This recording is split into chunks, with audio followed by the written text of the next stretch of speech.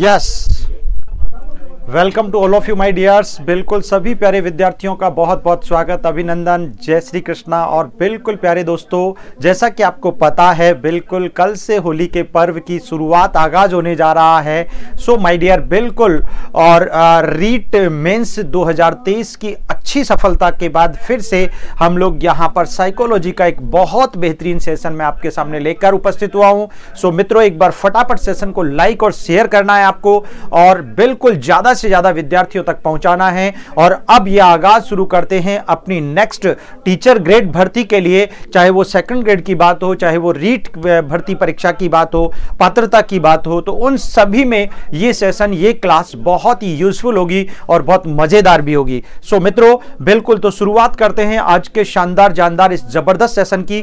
तो आशा करता हूं, उम्मीद करता हूं आप लोग मस्त होंगे, स्वस्थ होंगे, बिंदास होंगे और होली के रंगों के साथ बहुत बेहतरीन ढंग से आप लोग बिल्कुल सभी को मिठाइयां खिलाते हुए अपनी जिंदगी के कुछ बिल्कुल डेडिकेटेड एक बिल्कुल टारगेट को अचीव करने का एक प्रण भी लेंगे। और बिल्कुल मेरे साथ मिलकर मित्रों बिल्कुल इस मंच से मैं आपको शानदार एमसीक्यूज की सीरीज के साथ साथ थ्योरी प्लस एमसीक्यूज की क्लास भी यूट्यूब पर लेकर हाजिर होता रहूंगा, बिल्कुल कंटिन्यूअस, उसमें कहीं कोई किंतु परंतु नहीं होगा। तो शुरू करते हैं आज के शानदार इस सेशन को मित्रों। तो देखिए मित्रों, यहां पर आज का पहला क्वेश्चन स्क्रीन पर आ चुका है, जो बड़ा ही मजेदार है, बहुत ही शानदार है, गजब का है। आप ध्यान से पढ़ेंगे तो एक एक क्वेश्चन को अच्छे से समझ पाएंगे, ठीक है ना। निम्न में से कौन शिक्षा के अवसर में समानता की महत्वपूर्ण बाधाएं हैं? इट मींस ऐसा कौन सा कॉन्सेप्ट है जिसमें समानता से रिलेटेड, यानी समानता यहां पर बैंड होती है, समानता में प्रॉब्लम क्रिएट होती है।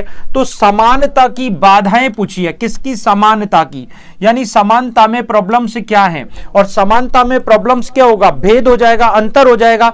तो जहां पर समानता शिक्षार्थी की जो आर्थिक स्थिति है, उसकी इकोनॉमिक कंडीशन है, उसमें अंतर हुआ तो अंतर हो गया, सिमिलरिटी नहीं है, अंतर हुआ तो ये तो एक भेद हो गया, ठीक है ना, ये एक बाधा हो गई, बिल्कुल बाधा है। जेंडर असमानता, यहां पर ऑलरेडी असमानता वर्ड लिखा है, यानी लड़के लड़कियों की जेंडर असमानता को यहां इंडिकेट किया है, तो लिंग भेद की असमानता बिल्कुल हो जाएगी। इसके बाद सर्वजनीन विद्यालय प्रणाली, यहां पर सभी के लिए विद्यालय प्रणाली, सर्वजनीन, ये सभी के लिए, ये तो सिमिलर कॉन्सेप्ट हो गया। कौन सा कॉन्सेप्ट हो गया? ये सिमिलर हो गया, यहां पर समानता दिखाई दे रही है, इसलिए इसको तो हम शामिल नहीं कर सकते। हां, शैक्षिक संस्थानों के मानकों में अंतर, यहां पर मानकों में अंतर है, यानी जो भी शिक्षण संस्थान है, उनकी जो फैसिलिटीज हैं, उनके जो मानक हैं, उनमें डिफरेंस भी यहां क्रिएट करता है। इसीलिए आपका right answer A, B and D हो जाएगा। और यहां पर देखिएगा ए, बी, डी, यहां पर डी मिसिंग हुआ है, ये लिख लेते हैं अपन, बाकी ये नहीं है, ये नहीं है, ये नहीं है, तो सी अपन आंसर करने वाले हैं माय डियर। इसका राइट आंसर सी हो जाएगा। क्लियर है सभी को? चलिए मित्रों, आगे बढ़ते हैं नेक्स्ट क्वेश्चन की तरफ। ये रहा, निम्न में से कौन सामाजिक तथा संवेगात्मक रूप से परिपक्व व्यक्ति का गुण नहीं है?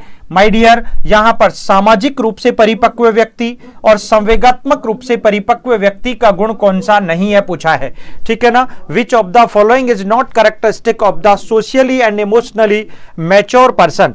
वह सामाजिक अपेक्षाओं पर खरा उतरना अपना प्रमुख लक्ष्य बनाता है, ठीक है। वह दुश्चिंता एवं अंतर्द्वंद से अपेक्षाकृत मुक्त होता है। वह संवेगात्मक तनाव की स्थिति में संयम बनाए रखने में समर्थ होता है। वह विनोद प्रिय होता है तथा जीवन के प्रति सकारात्मक दृष्टिकोण रखता है। बताओ क्या होगा? आपको पता है यहां पर वह केवल सामाजिक अपेक्षाओं पर खरा उतरना अपना प्रमुख लक्ष्य, यानी वो संवेगात्मकता को इग्नोर कर रहा है और केवल सामाजिकता को यहां पर प्रमुख लक्ष्य मानता है। इसीलिए इसका राइट आंसर हमारा क्या हो जाएगा माय डियर? ए हो जाएगा। बिल्कुल सही है, क्योंकि वो दुश्चिंता और अंतर्द्वंद से बिल्कुल मुक्त होता है। जो सामाजिक रूप से सोशली और इमोशनली जो मैच्योर हो चुका है ना, उसको कोई द्वंद्व, कोई तनाव, कोई दुश्चिंता प्रॉब्लम क्रिएट ही नहीं कर सकती।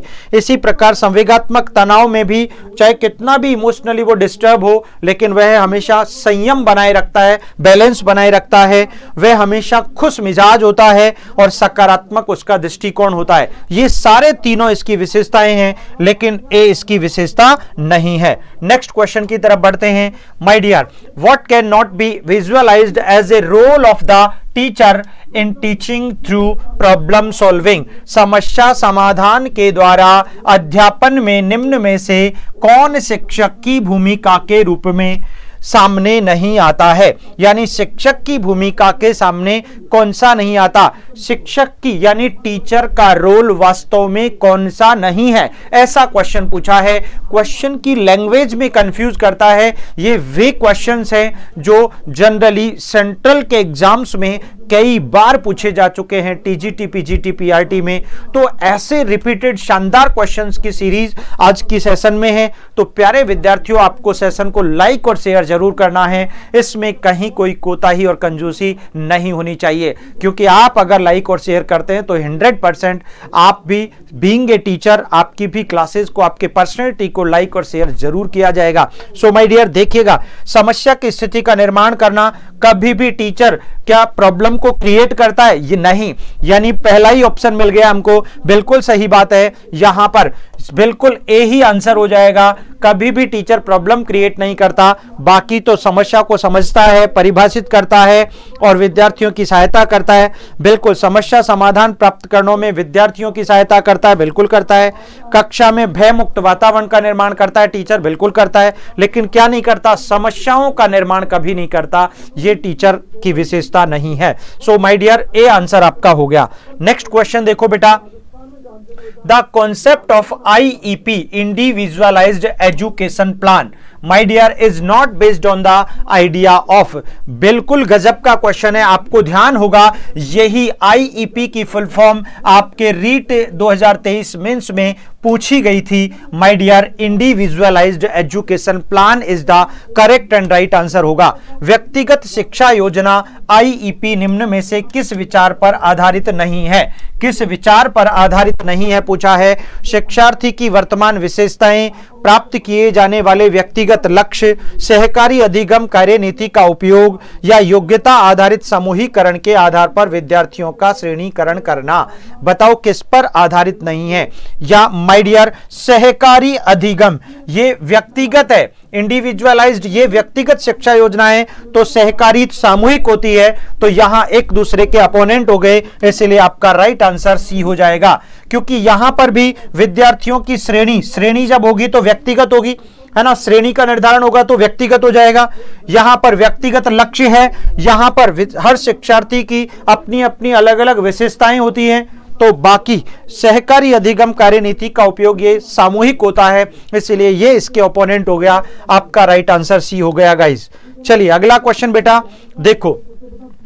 What is not a major concern of the school on the development of child's language competence? निम्नलिखित में से कौन बच्चे की भाषा समर्थता के विकास पर विद्यालय का प्रमुख सरोकार नहीं है? विद्यालय का प्रमुख सरोकार नहीं है। देखिए, विद्यालय का कौन सा कार्य नहीं है, ऐसा क्वेश्चन पूछा गया है। तो डायरेक्ट क्वेश्चन को हमेशा एजुकेशन साइकोलॉजी में माय डियर, चाहे आप ग्रेड 3 के विद्यार्थी हैं, ग्रेड 2 के हैं या ग्रेड 1 के हैं, डजंट मैटर, कोई मैटर नहीं करता। अगर आपको शब्दावली के साथ खेलना आ गया, अगर आपको शब्दावली को अंडरस्टैंड करना आ गया, अगर आपने शब्दावली को समझना और सीख लिया, तो निश्चित तौर पर आप कोई गलती नहीं करेंगे। तो श्योर है ये। इसीलिए उच्चारण तथा साक्षरता संबंधी विषय, शब्द भंडार का परिमाण बढ़ाना, भाषा उपयोग तथा निर्माण की क्षमता, सोचना तथा दूसरों के साथ संवाद करना। तो विद्यालय का प्रमुख सरोकार कौन सा नहीं है? किसमें? भाषा की समर्थता बढ़ाने में, भाषा के विकास बढ़ाने में। तो माय डियर, भाषा का उपयोग तथा निर्माण, सोचना तथा दूसरों के साथ संवाद करना।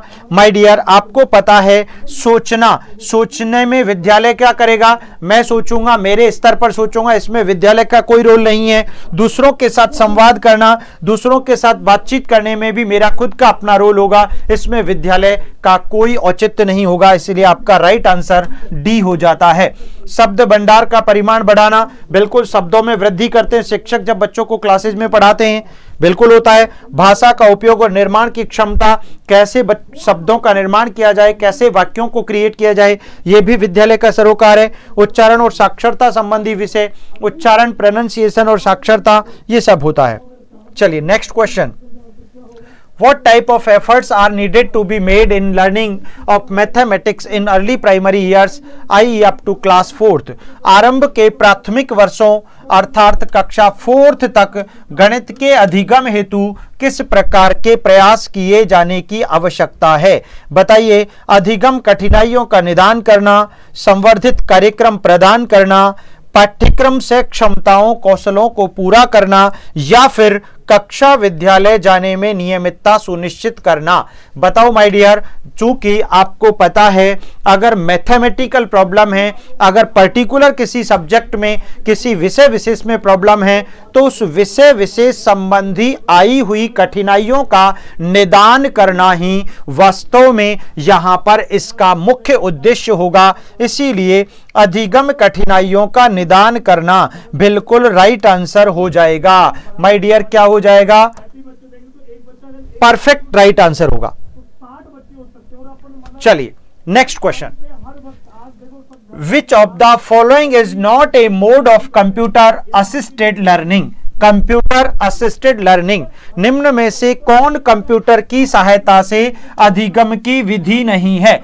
कंप्यूटर की सहायता से, जैसा कि आपको पता है आजकल आईसीटी के क्वेश्चन, जनरल क्वेश्चंस, कंप्यूटर से रिलेटेड क्वेश्चंस आजकल सभी एग्जाम्स में पूछे जाने लगे हैं। तो इसीलिए यहां पर मैंने कंप्यूटर का बहुत अच्छा क्वेश्चन यहां पर लिया है। जैसा कि आपको पता है अनुशिक्षण ट्यूटोरियल बिल्कुल कंप्यूटर का कार्य है, इसमें कोई डाउट नहीं है। कवायद तथा अभ्यास सत्र, ड्रिल और प्रैक्टिस, बिल्कुल प्रैक्टिस इसकी सहायता से की जा सकती है। प्रतिरूपण, मॉडलिंग, बेटा मॉडलिंग तो सिर्फ और सिर्फ ये तो मानवीय कार्य है, ठीक है ना, ये मानवीकृत कार्य है, और मानवीकृत कार्य होने के कारण इसका राइट आंसर आपका क्या हो जाएगा my dear? C, perfect and excellent answer होगा डियर्स। इसीलिए बिल्कुल सेशन को लाइक और शेयर कर दीजिएगा धमाकेदार ढंग से, ठीक है। चलिए अगला क्वेश्चन पढ़ते हैं। A school curriculum can be best defined as, किसी विद्यालय पाठ्यक्रम की सर्वाधिक सटीक परिभाषा क्या होगी?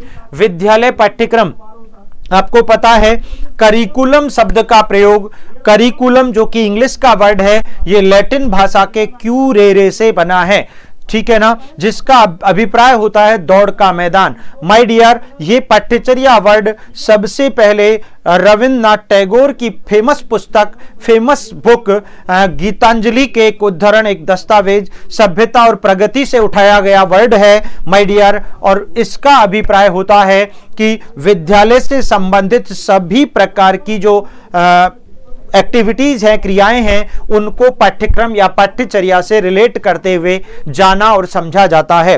आपको पता है रविन्द्रनाथ टैगोर ने अपने इसी दस्तावेज सभ्यता और प्रगति में समझाया था कि करिकुलम वास्तव में दौड़ के मैदान में खेलता हुआ बच्चा अपना सर्वांगीण विकास करता है, उसे पाठ्यचर्या कहा जाता है। आपको पता है मैंने ये बहुत अच्छे से आपको समझाया।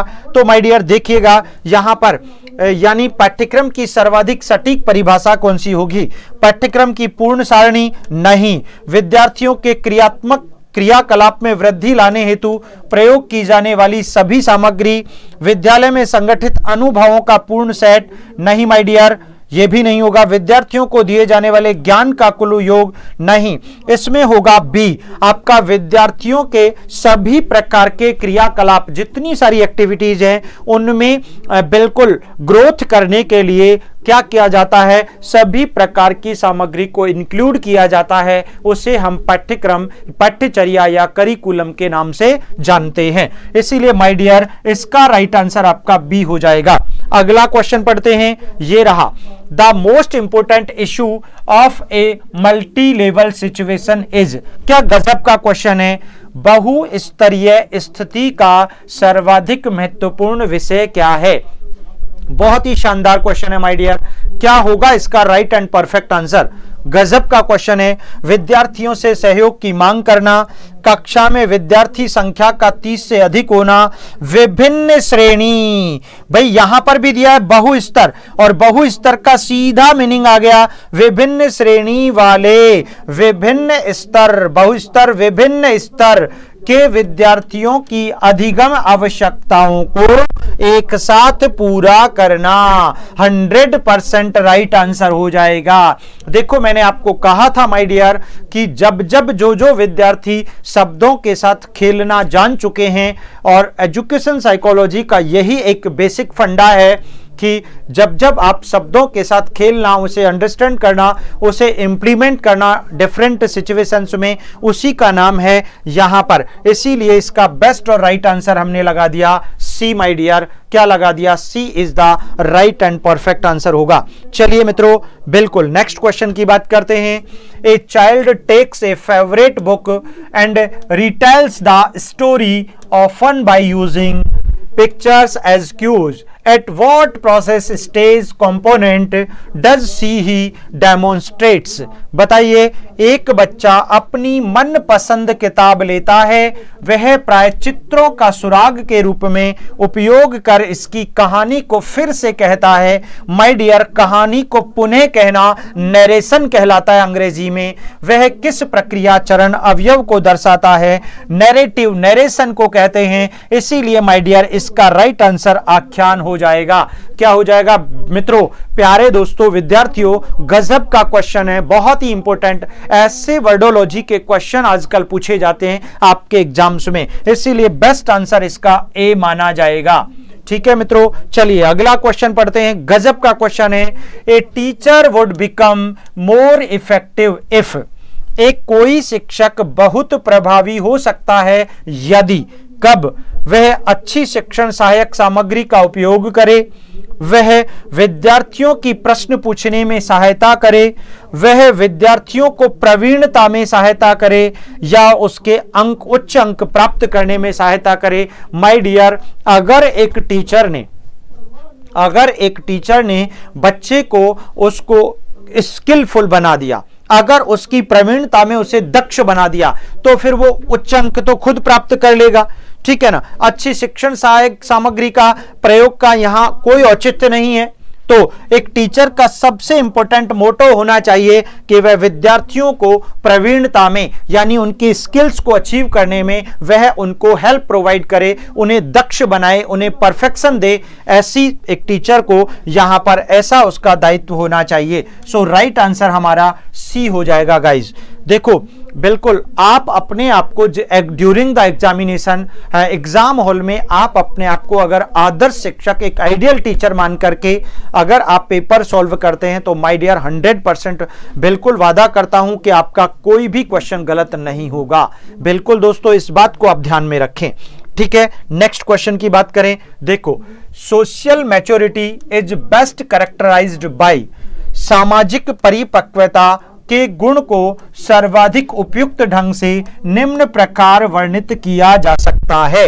बिल्कुल माय डियर, कैसे किया जा सकता है? मित्रों को जीतने तथा लोगों को प्रभावित करने की योग्यता, उच्च स्तर का व्यक्तिक समायोजन, उच्च स्तर की सामाजिक समर्थता, या व्यक्तिगत आवश्यकताओं तथा प्रयोजनों का सामाजिक आवश्यकता और उद्देश्यों से उच्च समन्वय। माय डियर, जब समन्वय दोनों में हो गया तो वो सामाजिक परिपक्वता हो गई। भाई, आपकी व्यक्तिगत जो आवश्यकता थी, आपकी पर्सनल जो नीड्स थी और आपके ऑब्जेक्टिव्स थे, उनको आपने सोशल नीड्स और सोशल ऑब्जेक्टिव्स के साथ क्या कर लिया? इनकलकेट कर लिया, समन्वय स्थापित कर लिया, और इस संपूर्ण प्रक्रिया को हम सोशल मैच्योरिटी के नाम से जानते हैं। अगर आपसे कभी गलती से भी कोई क्वेश्चन पूछे, व्हाट अबाउट सोशल मैच्योरिटी, सामाजिक परिपक्वता क्या है, तो सामाजिक परिपक्वता यानी आपकी जो व्यक्तिगत आवश्यकताएं हैं और सामाजिक आवश्यकताएं, उन दोनों में अगर आप तालमेल बिठा लेते हो तो सचमुच आप सोशली मैच्योर्ड पर्सनैलिटी हो, ऐसे आपको समझ लेना चाहिए। गजब का क्वेश्चन है और मैंने इसको पूरी तरीके से डेलिब्रेट कर दिया है। ठीक है, तो डी इसका राइट आंसर होगा माय डियर। नेक्स्ट क्वेश्चन पढ़ते हैं, ये रहा, बड़ा गजब का क्वेश्चन है। ये क्वेश्चन पहले भी पूछा जा चुका है आपसे। नीचे दो सेट दिए गए हैं, सेट 1 और सेट 2, और ये पियाजे का मॉडल है, ध्यान से समझिएगा। संवेदी प्रेरक सेंसरी मोटर स्टेज 0 से 2 वर्ष का टाइमिंग होता है, और इससे रिलेटेड क्या होता है, एक तो होता है वस्तु स्थायित्व, ऑब्जेक्ट परमानेंस माय डियर, 18 से 24 माह के बीच होता है। 18 से 24 माह के बीच बालक में वस्तु स्थायित्व का भाव विकसित हो जाता है। ठीक है ना। और क्या क्या होता है आपको पता है, संवेदी प्रेरक अवस्था के जो बच्चे होते हैं वो पुनरावृत्ति यानी एक ही क्रिया को बार बार करते हैं, इसीलिए इनमें यह भाव भी विद्यमान पाया जाता है। दूसरा आता है पूर्व संक्रिय अवस्था, जिसका टाइमिंग होता है 2 से 7 वर्ष का माय डियर। और आपको पता है पूर्व संक्रिय अवस्था के बच्चों में एक तो अहम केंद्रवाद होता है, ईगोसेंट्रिसिज्म होता है, और दूसरा क्या होता है माय डियर, और यहां पर बिल्कुल एक ही यहां पर लिंक होगा यहां से। फिर मूर्त संक्रिया 7 से 11 वर्ष का टाइमिंग होता है, जिसका संबंध एक तो आपकी रिवर्सिबल थिंकिंग से होता है और दूसरा आपका होता है किससे, दूसरा है ही नहीं इसमें, एक ही होगा रिवर्सिबल थिंकिंग। और लास्ट है आपका आकारिक संक्रिया यानी फॉर्मल ऑपरेशनल स्टेज। और इस फॉर्मल ऑपरेशनल स्टेज की अगर बात की जाए माय डियर तो क्या होगा इसका राइट आंसर। हेलो जी,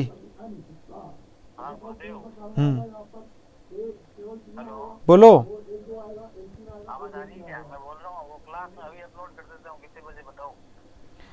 अभी रुको, मैं रिकॉर्डिंग कर रहा हूँ।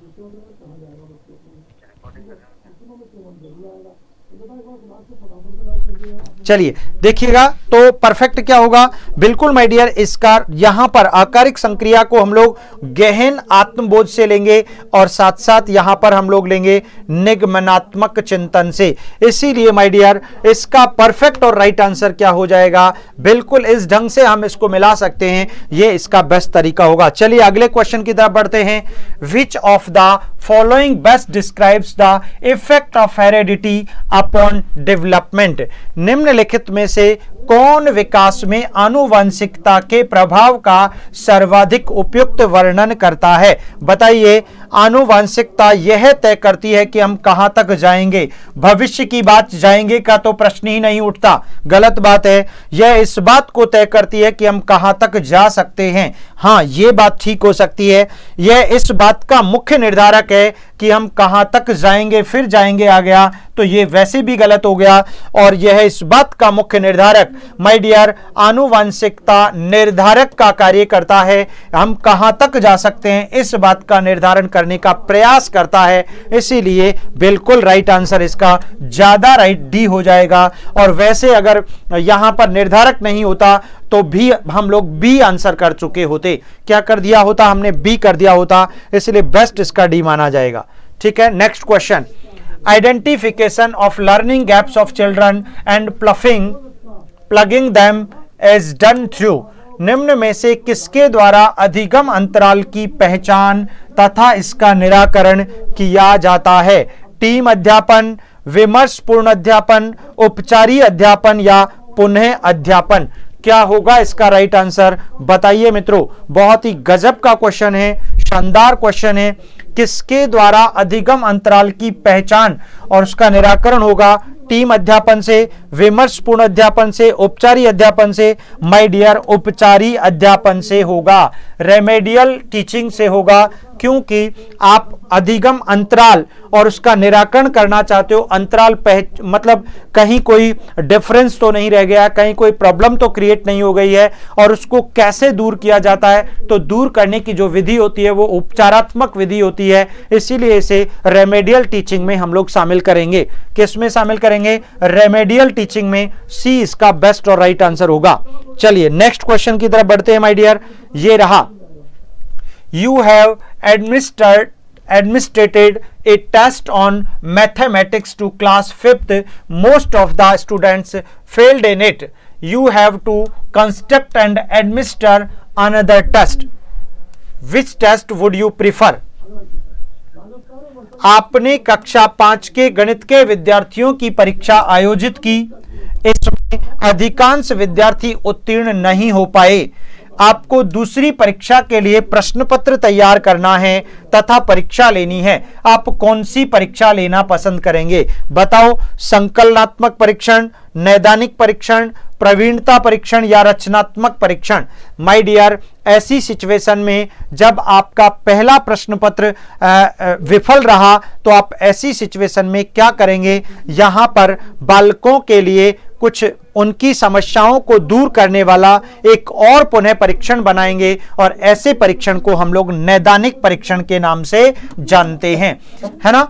यानी उनकी जो कमियां रही जिस कारण वो फेल हुए, उन कमियों को दूर करने के लिए, हमेशा कमियों को दूर करने के लिए या कमियों का पता करने के लिए नैदानिक परीक्षण किया जाता है। आपको पता है निदान और उपचार दो विधियां होती हैं। निदान का अर्थ है यहां पर समस्या का पता करना, समस्या की खोज करना, समस्या को जांचना, परखना, समझना, और उपचार का अर्थ होता है उस समस्या से संबंधित कारणों को दूर करना। इसलिए बेस्ट राइट आंसर आपका सी हो जाएगा। नेक्स्ट क्वेश्चन बेटा देखिएगा, emotional response to symbolic stimuli is primarily the result of. प्रतीकात्मक उद्दीपन के प्रति संवेगी अनुक्रिया निम्न में से किसका परिणाम है? ठीक है, परिपक्वता, अधिगम, समायोजन, वर्धित इंद्रिय बोध। बताइए मित्रों क्या होगा इसका राइट आंसर? बहुत अच्छा क्वेश्चन है। प्रतीकात्मक उद्दीपन के प्रति संवेगी अनुक्रिया निम्न में से किसका परिणाम है?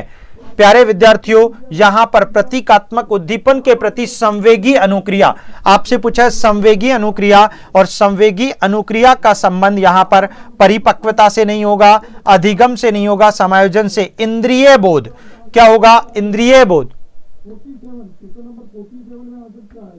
ठीक है ना। इंद्रिय बोध, संवेगी अनुक्रिया निम्न में से किसका परिणाम होगा? इंद्रिय बोध का होगा। तो यहां पर सॉरी, इस क्वेश्चन में नहीं, इंद्रिय बोध के स्थान पर बेस्ट आंसर इसका अगर देखा जाएगा तो इंद्रिय बोध के स्थान पर पहले अधिगम को माना जाएगा। भाई यहां पर प्रतीकात्मक उद्दीपन के प्रति संवेगी अनुक्रिया, संवेगात्मक अनुक्रिया बालक कब करेगा? जब उसने संवेगों को बहुत अच्छे से अकॉर्डिंग टू सिचुएशन यहां पर प्रतिदर्श करना सीखा हो या प्रदर्शित करना सीखा हो तो ही वह। तो इसका मतलब यहां पर यह अधिगम का परिणाम होगा, संवेगात्मक अनुक्रिया को प्रॉपर सिचुएशन के अकॉर्डिंग। भाई जैसी स्थिति वैसा आपका संवेग। अगर वहां पर मामला रोने का है, माहौल ऐसा है, गमगीन है, दुख का माहौल है, तो आप वहां पर आपकी आंखों से अपने आप ही आंसू निकल आएंगे क्योंकि आपने ऐसा सीखा है, ठीक है ना। और अगर खुशी का माहौल है तो आप कितने भी दुखी हैं लेकिन आप खुश हो पड़ेंगे। ऐसी सिचुएशन में ये लर्निंग का ही परिणाम होता है। ज्यादा बेहतर इसका लर्निंग आंसर होगा। नेक्स्ट क्वेश्चन देखो बेटा, सामान्यीकृत विचार तथा विशेषताएं जो एक पुरुष तथा महिला में होनी चाहिए निम्न में से क्या हैं? बताओ। जेंडर भूमिका, जेंडर समानता, जेंडर असमानता, जेंडर रूढ़ धारणा। एक पुरुष और महिला में होनी चाहिए निम्न में से क्या है? जेंडर समानता, असमानता, जेंडर रूढ़ धारणा या जेंडर भूमिका। सो माय डियर, जेंडर समानता यानी महिलाएं और पुरुष दोनों समान है ऐसी धारणा होनी चाहिए। क्या होनी चाहिए? ऐसी धारणा होनी चाहिए। उसके बाद जेंडर भूमिका अपना अपना रोल प्ले करना चाहिए। इसीलिए बेस्ट और राइट आंसर बी हो जाएगा। नेक्स्ट क्वेश्चन देखिए my dear, second last, the best way to handle a wrong response of a student would be. किसी विद्यार्थी की अनुचित अनुक्रिया को निपटाने का उत्तम तरीका क्या होगा? उत्तम तरीका विद्यार्थी को पुनः विषय वस्तु के बारे में विस्तार से समझाना, विद्यार्थी को यह बताना कि उसका उत्तर गलत है, दूसरे विद्यार्थी से सही उत्तर बताने के लिए कहना या व्याख्या करना तथा उत्तर देने के लिए दूसरा अवसर प्रदान करना। बिल्कुल डी आंसर हो जाएगा माय डियर। बेहतर। आपसे पूछा है अनुचित अनुक्रिया को निपटाने का उत्तम तरीका, बालक को दूसरा बिल्कुल अवसर दिया जाना चाहिए, ऐसा बेहतर तरीका हो सकता है। और प्यारे विद्यार्थियों, लास्ट क्वेश्चन की बात करें, सूक्ष्म अध्यापन माइक्रो टीचिंग एक तकनीक है जिसका उपयोग किया जाता है किसमें? कम संख्या वाली कक्षाओं के अध्यापन में, अनुरूपित स्थिति में अध्यापन हेतु, विशिष्ट अध्यापन कौशल में शिक्षक की तैयारी हेतु, या कठिन अवधारणाओं का अध्यापन हेतु। आपको पता है यहां पर विशिष्ट अध्यापन कौशल में शिक्षक की तैयारी हेतु माइक्रो टीचिंग, जब आपने बीएड या बीएसटीसी किया था उस दौरान आपने माइक्रो और मैक्रो टीचिंग की थी, जहां पर आपकी टीचर की पर्टिकुलर स्किल को वहां पर क्या किया जाता है, उस स्किल में उसको तैयार किया जाता है। इसलिए सबसे बेस्ट और राइट आंसर आपका सी हो जाएगा। और प्यारे मित्रों, एक और बहुत इंपॉर्टेंट बात मैं आपको बताने वाला हूं आज की इस क्लास में, जो आप देख पा रहे होंगे यहां पर बिल्कुल होली के इस पावन महोत्सव पर्व पर बिल्कुल आपको 8 तारीख तक, 3 मार्च से लेकर 8 मार्च तक क्लास 24 आपके लिए बहुत ही शानदार होली का महा ऑफर लेकर आया है, जिसमें आपको मिल रहा है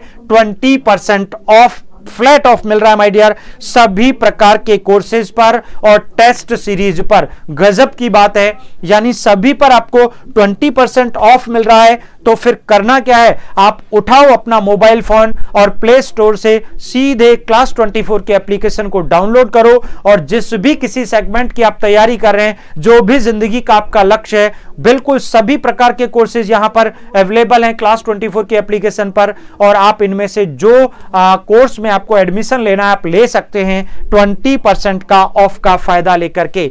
और उसके लिए आपको कोड क्या यूज करना है, होली 20 आपको यूज करना है कोड। और माय डियर, किसी भी प्रकार की इंक्वायरी के लिए आप इन नंबर्स पर कांटेक्ट कर सकते हैं, कहीं कोई प्रॉब्लम नहीं है। सो प्यारे दोस्तों, अब मैं आपसे चाहूंगा इजाजत। बिल्कुल अंत में क्लास को लाइक और शेयर जरूर करें। धन्यवाद, नमस्कार।